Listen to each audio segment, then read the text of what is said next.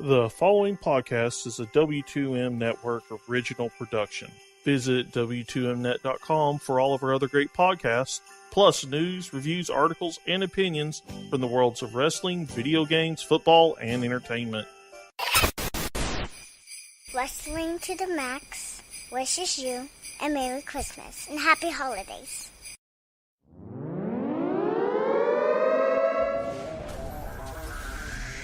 Wrestling to the Max, Monday Night Raw, Review.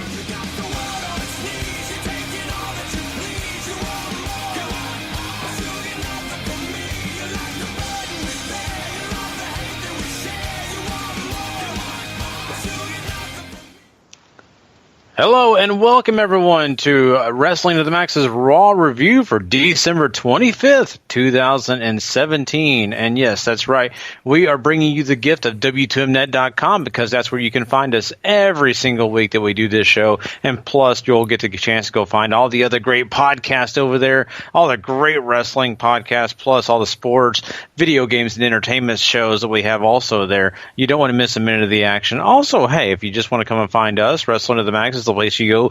Hit that subscribe button, review, and also subscribe. That gives us an opportunity to find out more about you and for other people to find out more about us. And don't forget to go give us some big love to 411mania.com and lastwordonprowrestling.com. Both great sites to go check out, so please do that when you get an opportunity. Of course, I am here. I am Gary Vaughan, and along with me, the birthday boy himself, Mr. Paul Leazar. Heyo. And Paul, this is an interesting Raw we're going to get into, and I'm really looking forward to talking about it. But of course, doing a Raw review on a holiday as Christmas, as we're doing tonight, is really interesting because we're going to have to talk a lot about the holiday, basically, because the whole show is sprinkled in with a lot of goofy, crazy stuff. But it also makes it kind of fun. I think sometimes you get a chance just to sit back and be entertained. It's not, your brain doesn't have to sit here and really focus on everything. You can kind of blow off a lot of it, but we'll get into it, right? This is an interesting show, definitely. It's very much a sort of sit and veg kind of show. You don't really have to be looking too deep into it because it's not a very deep episode. Because fun fact, Gary, WWE did not want to do a Raw on Christmas Day, but USA made them. It is interesting. I mean, I know we're going to talk Raw, but, we got into this and a lot of the families of the superstars and, of course, the guys themselves and gals themselves, would rather be home, would rather have a highlight package on this night and really just kind of have a 3-hour look back at 2017. But USA Network had to have live content. So here they are. And, you got to give them credit for everything they did, for all the people backstage and all the production. They really did a good job for what they were forced to do. Just trust me, I would be just winging it. I'd be so pissed off myself that it had to work. So, I give them credit for that, for showing up and entertaining people on the night that maybe I'm sure the ratings may not have been the best, because I'll be honest with you, Paul, if it wasn't for the fact that we do this show, I may wait till Tuesday or Wednesday to watch Raw. Yeah, I'm right there with you. And the people of Chicago showed up too. It looked like the house was pretty full, which is good, because I was expecting this to be sort of, oh God, we got to try to fix our production so we don't catch all the empty seats. But it looked pretty full. Yeah, it really did. The crowd reactions were pretty hot. I mean, honestly, I'm right there with you, man. I kept looking for those black curtains. I really did. But, they were lucky, and they probably planned this out the right way. They knew they needed to be in a hotbed of wrestling, and Chicago is definitely one of those. So good job on WWE's part for finding the right place, because that crowd acted like they wanted to be there for sure. So. Exactly. And, first up this week, to note is that not only Raw but SmackDown tomorrow, the first hour is commercial free. So that's sort of their present to you, which trust me was kind of nice to not have to sit through about 30 minutes of commercials that you usually get in the first hour. So they open with John Cena, who was the sort of special, the big thing they'd been hyping up for about a month now. He's here. He's giving away new shirts because he's got a new one. He doesn't really get to say a whole lot before the Drifter comes out, interrupts him, who says that, he's tired of being the one interrupted, so he's going to start interrupting people. And we learn, of course, Gary, now that WWE does not stand for World Wrestling Entertainment or is just WWE anymore. It now stands for Walk, with Elias. And, don't you love it when your gimmick happens to match up with the company name? Oh, yeah. I mean, that's a really, honestly, a great deal for him because he can make the T-shirts. He can play off that.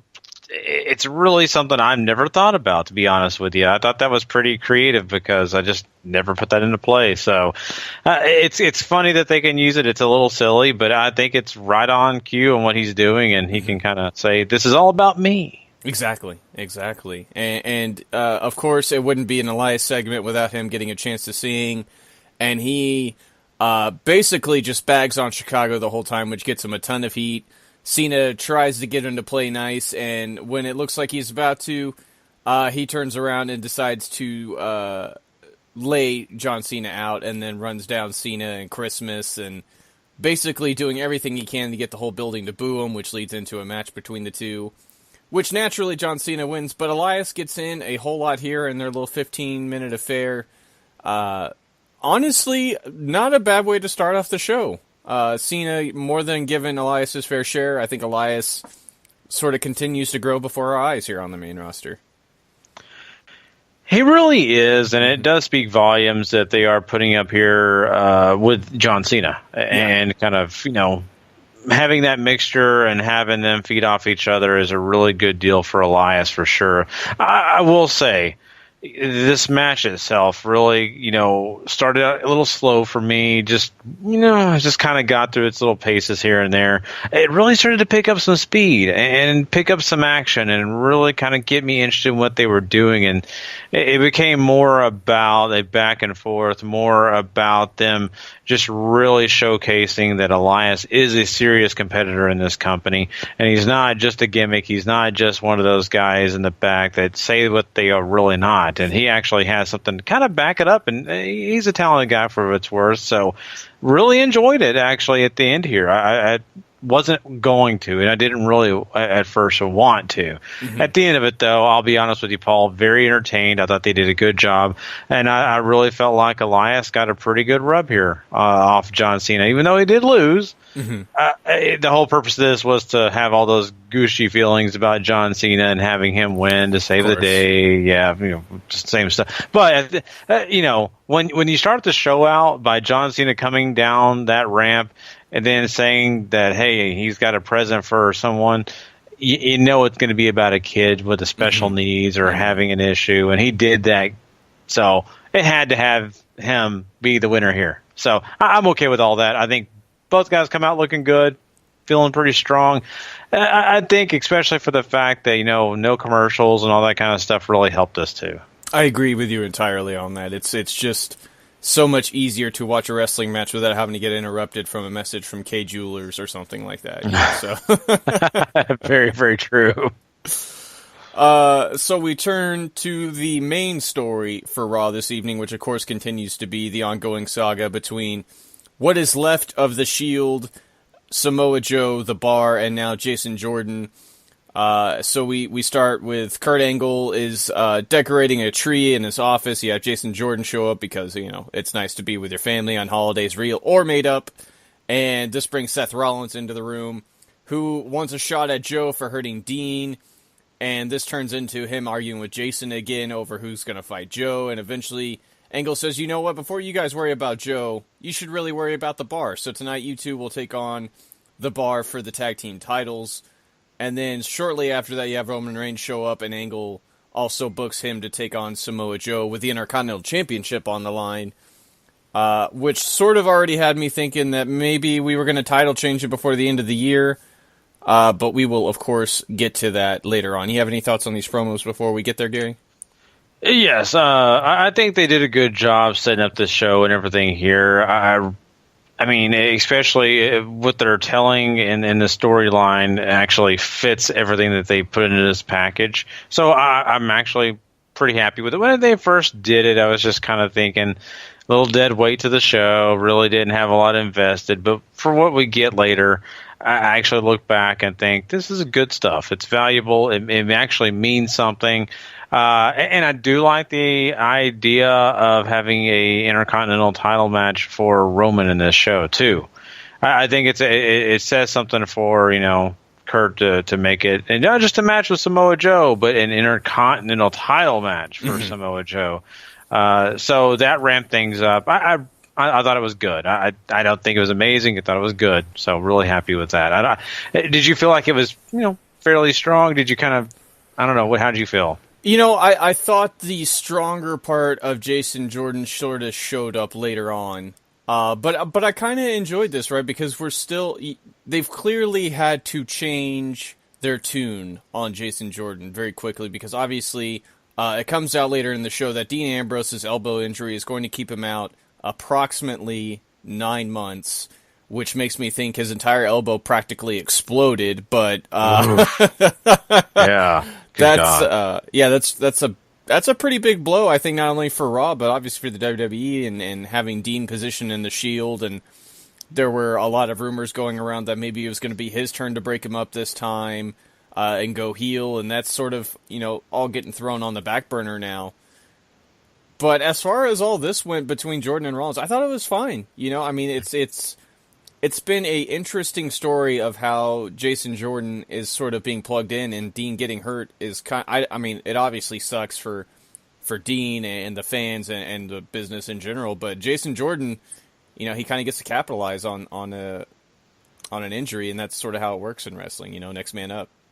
Yeah, that's the way they do it, and this is just the way it goes in any kind of sport, not just wrestling, but every sport out there. So, like you said, lots of interesting things to kind of throw in here. I think, I'll be honest with you, a kind of sign of relief on the whole Ambrose turning heel. I don't know. I'm liking him heel or face, but I just don't know if I want to see the whole Shield thing happen twice, the way that Seth Rollins broke up with the group. I just kind of wish they would dissolve until they need to come back. Either whether they turn heel or face, just dissolve, and then when you need to come back together again, do it. So that's just that'd be cool too. It's just I don't think WWE thinks like that, honestly. No, you're exactly right. They don't. But common sense isn't always in their wheelhouse. So that's very true. And really, one quick thing right here I want to throw in there, and I didn't mention this in the opening segment of Raw. I know it's Chicago, but man, I really thought we were past the CM Punk chance, Paul. I really thought we were. It's the new what, Gary? Oh God! I was hoping the yes chance were the new what. I really don't need the CM Punk chance to stick around. I think it's a little bit of bitterness on my part, though, because of the way CM Punk acts about the company and just about wrestling in general. So I don't know. That's probably a little bitterness coming out there. I have a little bit of a give and take thing, because one, I think it just shows sort of what CM Punk, the effect he had on at least WWE, but certainly the business at large. And two, a lot of people started doing it when they were bored with what they were watching, and they'd rather see CM Punk, which, I would too, but I think it's also sort of become a sign of like, hey, we're bored, whereas this time they were sort of goaded into doing it. So, and that's just Elias trying to get heat. So I didn't really have a problem with it this go around. No, I get you. I don't know. It just kind of was one of those things that kind of like, oh boy, really? Come on, let's just. But hey, it is what it is. Like you said, it'll probably be on for another 10 to 15 years, and I'll be saying this later on. So until he shows up again, if that ever happens. yeah, exactly.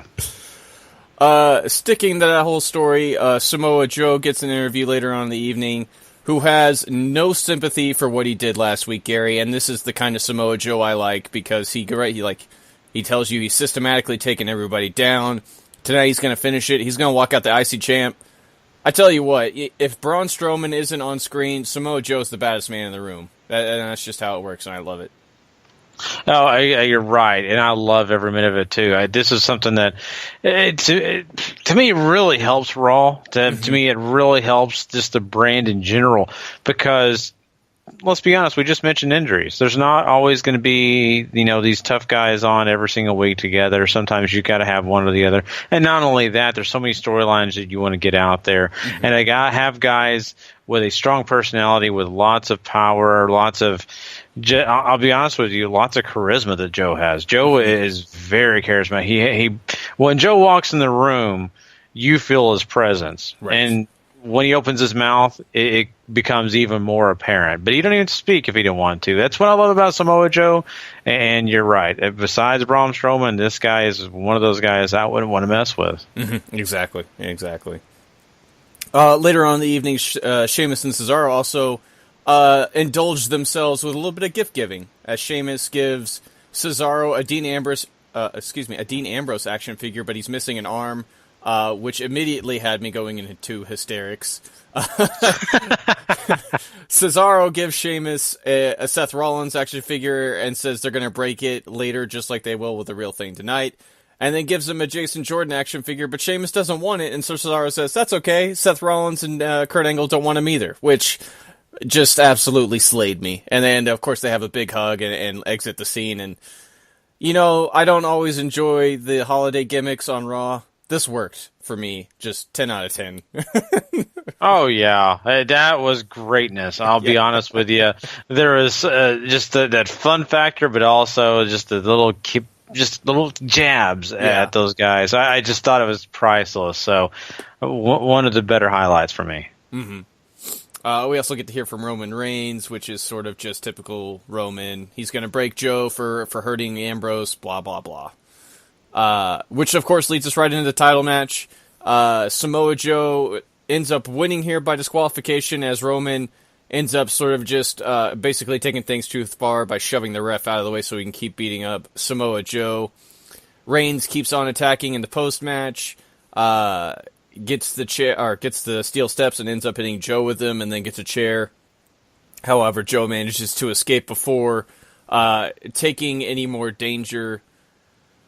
And you know what, Gary? It kind of feels like we might be having these two in an Intercontinental title match come Royal Rumble time, which might take two big pieces off of the table as far as that match goes. And is it such a bad thing? Mm-hmm. I mean, do you really need to see either guy in the Rumble? Do you feel like either guy really needs to be there? I don't. I don't know if you need Roman in there. I like Joe in there, but obviously if you're going to have Braun, you don't want to have too many big guys in there and have them start overshadowing each other, and then you have to worry about trying to keep too many people strong in that match. Which, don't get me wrong, WWE has done well in the past, but, you have Joe and Braun obviously on this side, and then on the flip side, I'm sure you can have Baron Corbin in there, who they like to keep making sure he looks strong as well, and you have to start worrying about too many guys that way. I don't have a problem with it. I was just making a notation here that it sort of feels like we might be getting like some sort of street fight, or, I would love a submission match too. I think that'd be great as well. Yeah, no, it's a great notation. I'm glad you brought it up. I really, in my personal opinion, I feel like these guys have their own credible way of getting to the title. So really, they don't need the Royal Rumble, which, hey, it'd be a great fast track to the WrestleMania main eventing. I think a lot of us know that's not the storyline we're looking at when it comes to WrestleMania anyway, most likely. Unless it was Roman, which, hey, that's usually almost a given. Roman's going to get that opportunity. But if that's the case where we have him not involved, I think a lot more people will be stoked about that Universal title match and really excited about seeing what happens. Or if it goes to SmackDown, the WWE Championship match, right? So that's what's really cool here. And I think that could lean us to where when we're doing the predictions coming up here for Royal Rumble near future, we'll probably be talking more about SmackDown superstars possibly winning, because it makes me lean towards something else. But anyway, you're right. I think that this is cool. I really want to see these two guys go at it full blast and just really have a great match. They did a good job here. I think that they work well together. I think both guys look strong. I'm never going to be a giant fan of, Samoa Joe getting thrown around, getting beat up. It doesn't always just feel right to me. But then again, I get it. It's Roman Reigns. He's supposed to be this imposing factor. I get why they did it, but just never makes me really walk away happy watching Samoa Joe. Kind of, in a way, to me, feels like getting punked out.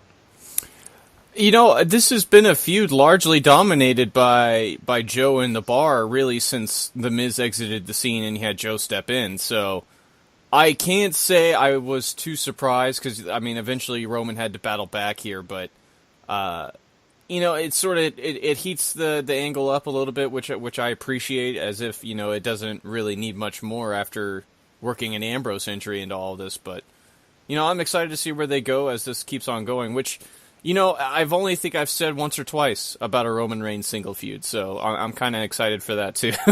Yeah, I know, right? It kind of feels weird saying it, but hey, you said it. Mm-hmm. I think, and you're right about that. Joe has had a lot of successes against Roman, and even, anybody else that faces him, the Shield, of course. I think this is okay. I don't think they made the wrong decision, but, I'm a Samoa Joe fan, so I'm never going to walk away happy. Yeah. We cut backstage. Seth was watching all that go down on a TV screen. He ends up meeting with Jordan and sort of talking about the situation that they're in now because, Jordan says they're teaming up, or Seth says they're teaming up strictly because he owes Kurt and he just simply wants revenge for Dean. He doesn't really care how he gets it anymore. And Rollins then tells Jordan, the same thing Kurt's been telling him. Hanging around the top isn't enough. You have to strive and succeed. Jordan's like, you know what? I think I'm a pretty good replacement for Dean, and I'm willing to go show you. And Rollins says, you're never going to be Dean Ambrose to me. And Jordan says, you know what? That's fine. I'll be better.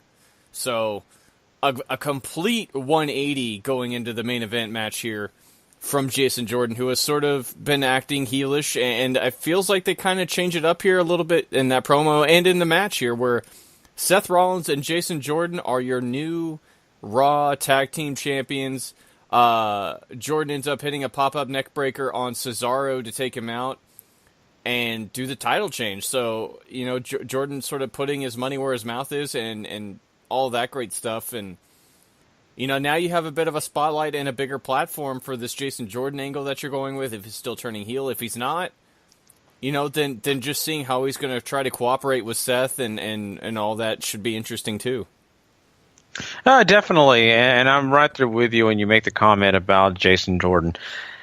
I'm not saying all of a sudden overnight I'm loving the guy, and I think this is I'm not saying that, but I do appreciate that if they're wanting to go the route that they want to go, whereas it's not this guy being a heel full-fledged or it being natural. They're trying to change the verbiage, the attitude, trying to make some changes so that they can get what they want out of this, and that's Jason Jordan being a babyface or getting some love from the fans based on, hey, this guy is going to act like Kurt. He's going to be more on the up and up and not on the, whiny side. Things like that. I'm glad this didn't end up that way. It makes you feel a little bit better about Jason Jordan. It's still not perfect.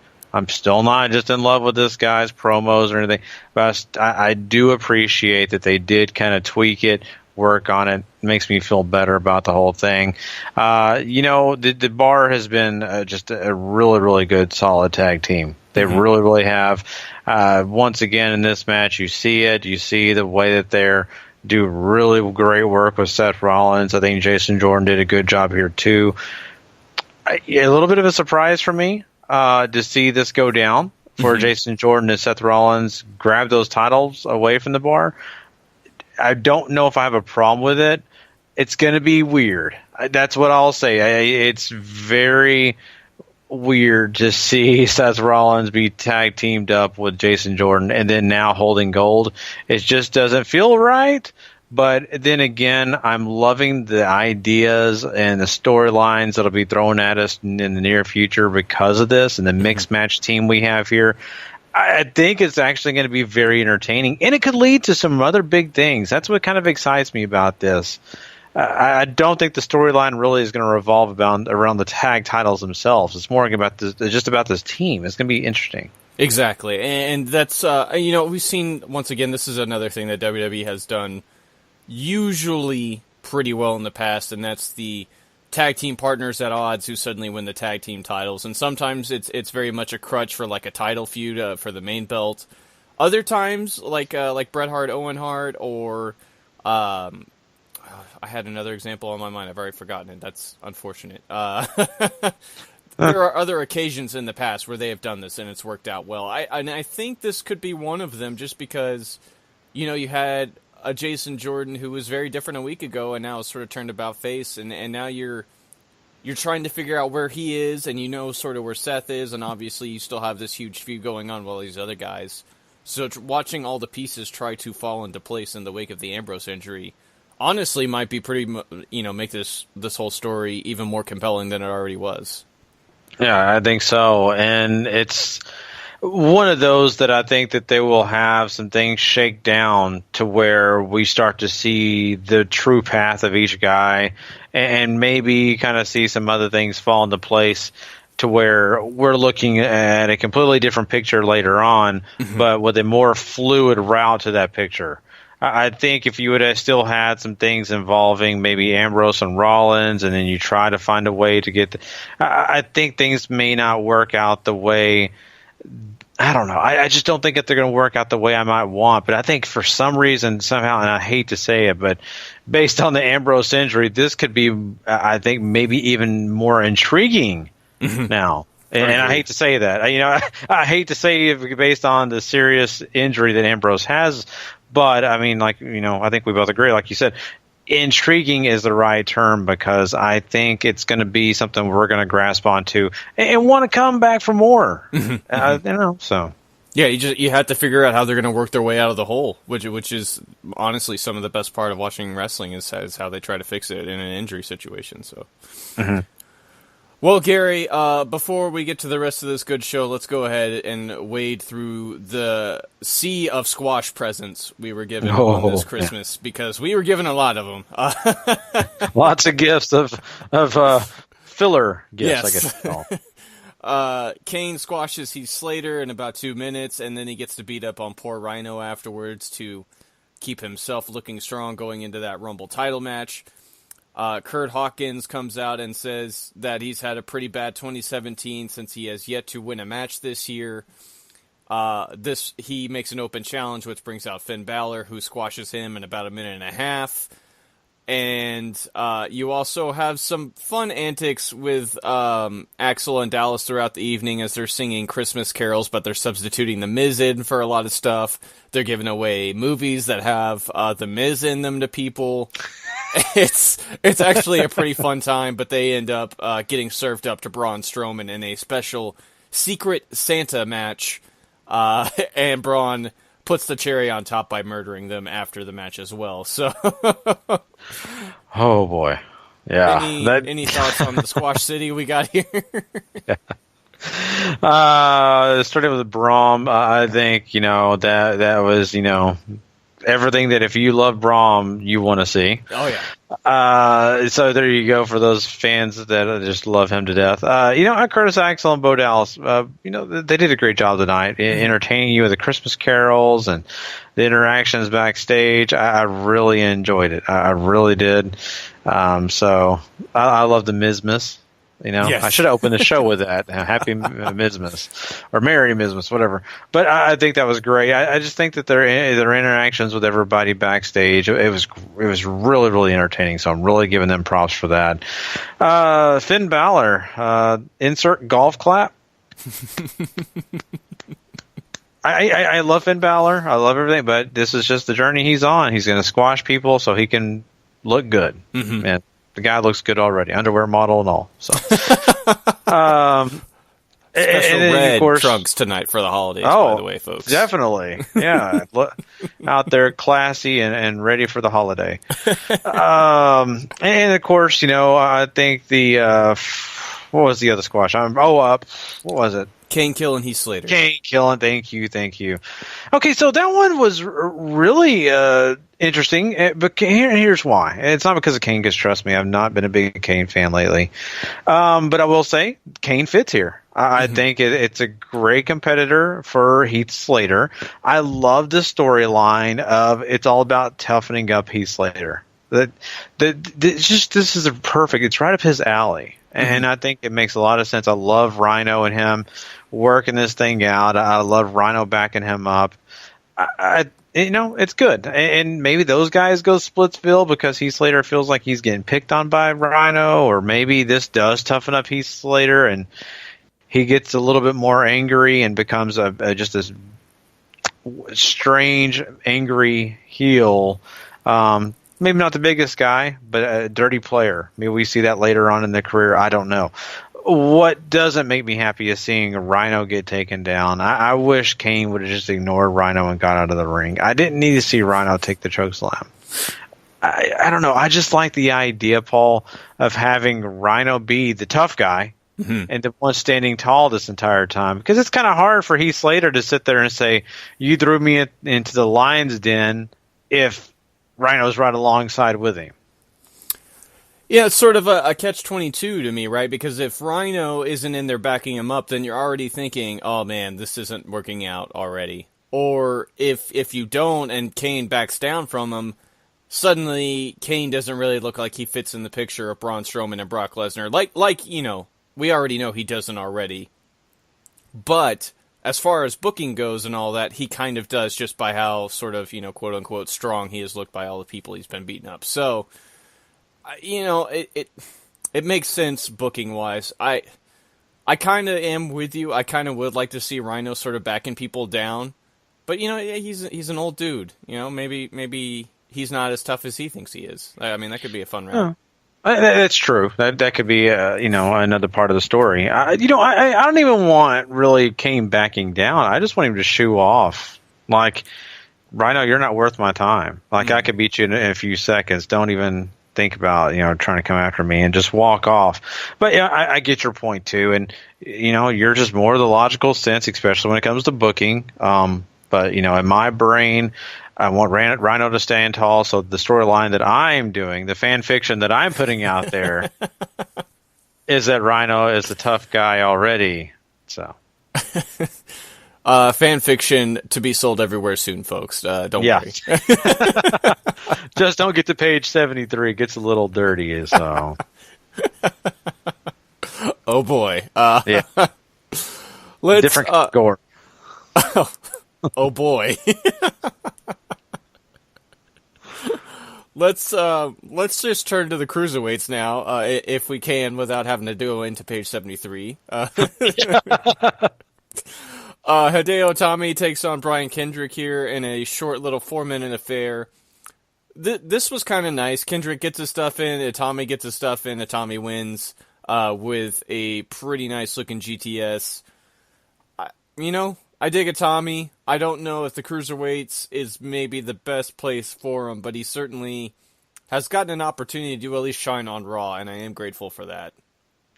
Yeah, I think the same thing. Hideo Itami had a struggle in NXT, and it's not because he lacks talent, it's because he lacked health. Mm-hmm.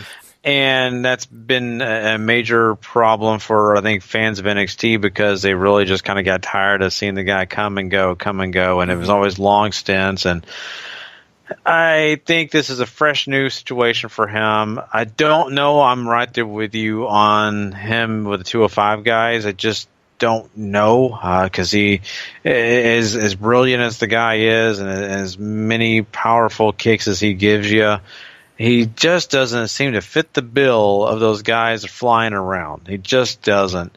It's almost like, throwing to, when they had Tajiri in their Cruiserweight Classic, I thought it was fun. It was great to have him back, but did he really fit alongside a lot of those other guys? Not exactly. I don't know.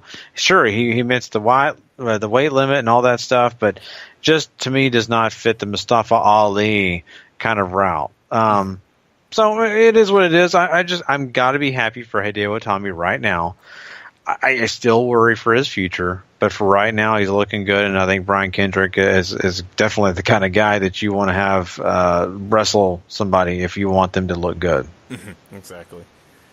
For me, for WWE at least, whenever they book a lighter weighted division, light heavyweights, cruiserweights, whatever you want to call them, it's never really about flippies and all that like it has been in WCW is a great example, which very much focused on a lot of luchadors and sort of bringing that style over to the U.S. on a bigger platform than what it already had done, even though it had been done in a zillions of places without national television.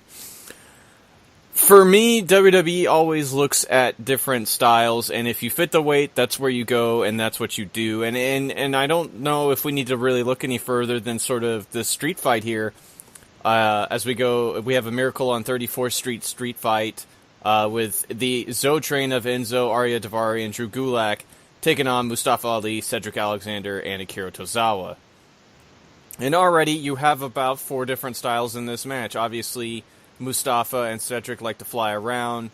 Daivari kind of does too, but he sort of works more of a heelish brawler style. Gulak obviously likes to stretch you, and Enzo flops around the ring. So that's, if that's a style. And then you have Tozawa in there, who can certainly fly, but he likes to strike a lot too, and that's sort of where Itami fits into this. He is a very hard striker. Obviously, his kicks and all that are very famous, as Daniel Bryan has said on multiple occasions, that he is the person who has kicked him the hardest throughout his career. So there's all that going for you too, and I think that's just right. You fit the weight bill in WWE, you get thrown in the cruiserweights, and that's sort of how it is. And whatever your style is, we'll figure it out along the way. Yeah, and it's not bad to have those different styles, and I understand that. And I think, Hideo Itami has a place, but I don't know. There's something about him that I just don't know that I just really love in 205 Live or the Cruiserweight division. I don't know. I totally understand the reason they do it, because they're thinking to themselves, unless we want him to be a serious mid-carder, we've got to put him in a place that we can make him successful now. Well, that's the Cruiserweights. And, it's fine, and at least he gets a chance to be on Raw, and at least he gets a chance to have some good matches with some guys that are super talented. I really wish that he would have that opportunity just to show up on Raw, have some matches, and then later if he wanted to convert over. But I don't know. I thought that they wanted him to be a bigger deal. I definitely agree with you. I think they wanted him to be a bigger deal, but as you mentioned already, he lacked some health once he got over stateside, as everything sort of seemed to catch up with him. So, if he hadn't gotten injured, we might be telling a very different story right now. We'll never know, though, because this is sort of where he's at after 2 shoulder injuries. And, as far as this Miracle on 34th Street fight goes, too, this was overall very fine. It's your typical fitting in the holiday stuff in a match. You have the Faces win here with Cedric ending up pinning Daivari after a lumbar check. You have Enzo doing his usual stuff in the pre-match, and we'll talk about his post-match stuff here in a second too. But this was what it was. I really, if Hideo flies in the cruiserweights, even though we have yet to see anybody make the transition upwards, we've only seen them move downwards. I'd like to think Hideo is in line to at least be thought of as moving up to a heavyweight. Yeah, I'm right there with you. I would love to see that if down the line he's able to, really prove himself to stay healthy. So, and let's just hope for bigger and badder matches with Hideo Itami. Let's also hope for greater health. Exactly. You have any thoughts on the Miracle on 34th Street fight before we move on? Yeah, I am so sorry. I kind of just skipped right over that match. I don't blame you. You're right. It is what it is. And these matches are kind of made just for fun, and that's what this one was. And Cedric Alexander winning, big surprise. So it did its job. It got Cedric Alexander the victory. There you go. There you go. We cut backstage after this match. Enzo is sort of sad. However, he runs into Nia Jax, who has done something to her hair, which I still don't know what, but it's bright pink and bright blue and really sort of, I guess, draws your eyes to it very quickly. I don't know. It threw me off pretty bad. But they're standing under mistletoe, and they sort of tease kissing before Alexa shows up and interrupts them and has to drag Nia off to talk about the upcoming Women's Royal Rumble. This was a segment, and Enzo sort of Merry Christmas to you too, Alexa, was pretty funny. So, well, you know what the term that is used when someone does that, right? Yes, the old C block. Yeah. So, man, you just don't want that on your conscience, Alexa. I'm just being honest with you. Don't put that on yourself, and don't get that nickname. So. I was kind of disappointed. I really thought we were going to get that special moment here. I was getting ready to, on my phone, play the Titanic music, and I had to cut it short. So maybe next time their heart will go on. But for this episode, yes, we have to wait a little bit longer before we get that special magic between Enzo and Nia Jax. And we might as well just go ahead and talk about that segment, because Alexa comes out later on in the show and says that she is giving us the gift of a goddess for Christmas, which I will never say no to. And she sort of reflects on her year, which, in sharp contrast to a year we heard about earlier in the evening with Kurt Hawkins, she has been nothing but successful. She started off the Women's SmackDown champion. She's ending as the Raw Women's champion. She's done it all by herself. She's done it without the fans. She doesn't need them, blah, blah, blah, heel stuff. Let's talk Women's Royal Rumble. And brings up the announcement who says she dubs it the moment of the year, which I don't know if that's necessarily true. But she takes credit for it. She says she's done all the hard work and everything that's happening for the women's division is because of how successful she has been. And this brings out Asuka, who is most displeased with this, says that she is entering the Women's Royal Rumble and she is going to win because nobody is ready for Asuka, Gary. Bliss looks absolutely terrified at the thought of even having to face Asuka down the road, and then eats a head kick. I mean, Gary, I don't know if men are ready for Asuka, to be honest with you. Yeah. I think at least a third of the roster, when it comes to the men, are definitely not ready. And then the other 2/3, they're about 50-50, maybe even less. So, oof. Yeah, but no joke. I mean, Asuka comes out looking very strong here. That's exciting for all of us. We love it. I think it's a great deal. Really happy to see that. And, of course, I think great job for someone who has not really had a ton of time learning the English language. I think she's really starting to grasp, her verbiage, very clear, very, let's be honest. She did not come to the States ready to speak English. Mm-hmm. She just was not ready, and that's fine. I mean, it's like sending me to Japan. I am not ready to speak Japanese, but unless I train and get ready and practice, it would take me a while, and I just got to give her those props for how far she's come. So really great, and good job, and a great visual too. That kick, that's awesome. That's really put the exclamation mark on that promo. And it almost made you, when Alexa came out, she did a great job, running through all the things and just basically doing everything she usually does. I mean, good stuff, really quality promo. But it almost had that moment of feeling like I was Chris Jericho. I was channeling, because I was thinking to myself, now do you know what happens when people interrupt the Enzo train? Now, do you really want to know what happens when you interrupt Nia Jax and Enzo kissing? Yeah, you get a kick to the head. You don't get put on the list. You get a kick in the head. We'll have to wait for the gift of Jericho until January 4th, unfortunately, Gary. But I know. I am so ready. I mean, yes or no right now, gun to your head, Asuka wins the Royal Rumble. Oh, man, that's difficult. That's really difficult, because I think, geez. You know what? Yeah, I'll say yes. Based on this, I'll say yes, and that's probably wrong for some other reason. I'll just say yes right now, because I think something else that could happen in the Rumble could definitely take heat over that. But Asuka losing the Royal Rumble, wouldn't that technically be a loss on her record? I don't know, because WWE sort of tends to write their own rules when it comes to the Rumble, seeing as they sort of invented the match. So I don't know. I would think the only other person sort of in line to win the Rumble, barring a dark horse coming out of nowhere, is Paige. And I think Paige is challenging for the title come Rumble time. So, I don't know. I honestly don't know. I'm willing to lead towards yes, just because I think Asuka going into WrestleMania as a challenger for the Raw Women's title, or the SmackDown one, if they're going to do a switch that early or something like that, certainly does bring a lot of interest. Not only here locally, but around the world. Yeah, and we also have to remember that Carmella still has that briefcase. She do.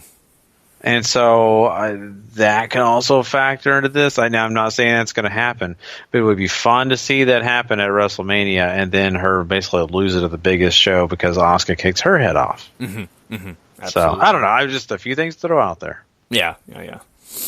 On the flip side of the women's division, earlier on in the show, Bayley, Sasha Banks, and Mickie James team up once again to take on Paige, Mandy Rose, and Sonya Deville. in a 6-woman tag match. And this is pretty good. 11 minutes. I think they told a pretty strong story here of just how much I can't believe I'm blanking on their name right now, the heels. You're talking about Paige, and you're talking about Mandy, and of course Sonya Deville. Absolution is the stable name, right? Absolution, yeah. I'm sorry, I just threw them all the names out there, but you're right. Absolution. I can remember their names when I look at them. I just can't remember the stable name anymore. Oh, I'm sorry.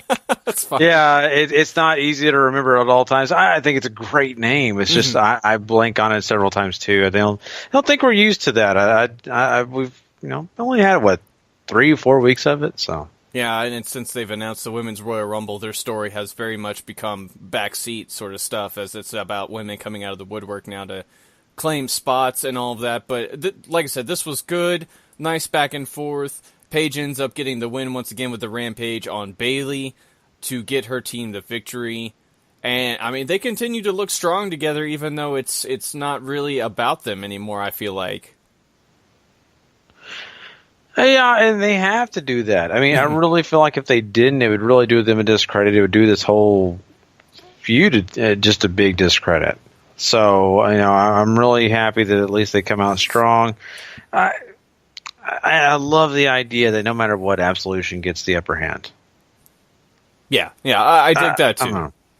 So, I just still, I mean, you have to have the faces looking really strong, but Absolution getting the upper hand this whole entire time, it still makes them feel valuable. I think it's completely the Riot situation compared to what they got on SmackDown with the Riot Squad.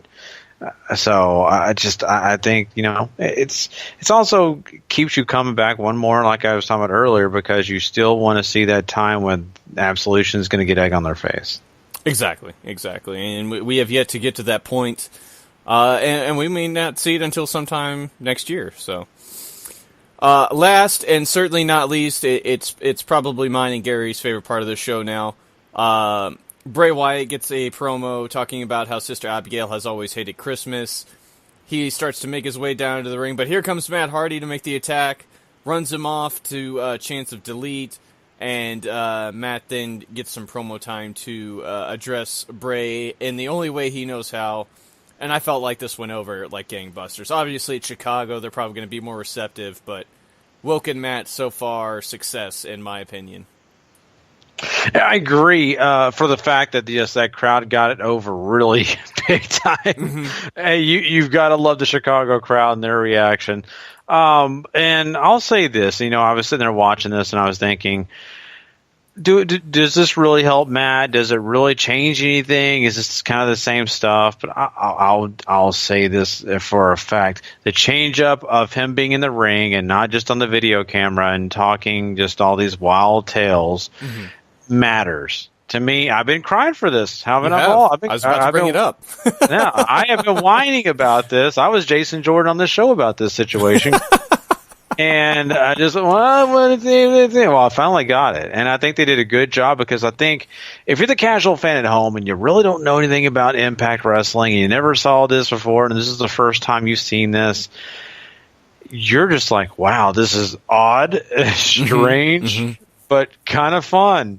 And I think that's what the reaction probably is. The people at their houses have never seen anything but WB television. So that's a really good thing. You want people to think that. You want people to think that you're nuts, because they keep coming back to see how nuts you're going to get.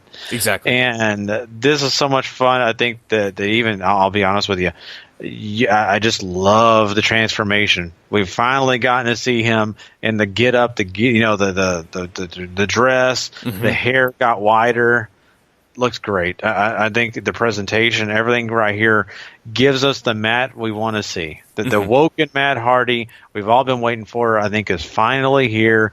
And just that presentation. Now, do I like Bray Wyatt scuttling down the ramp? I don't know, but that's what Bray Wyatt does. So. Exactly. Yeah. And I mean, this is still very much about establishing this new persona for Matt.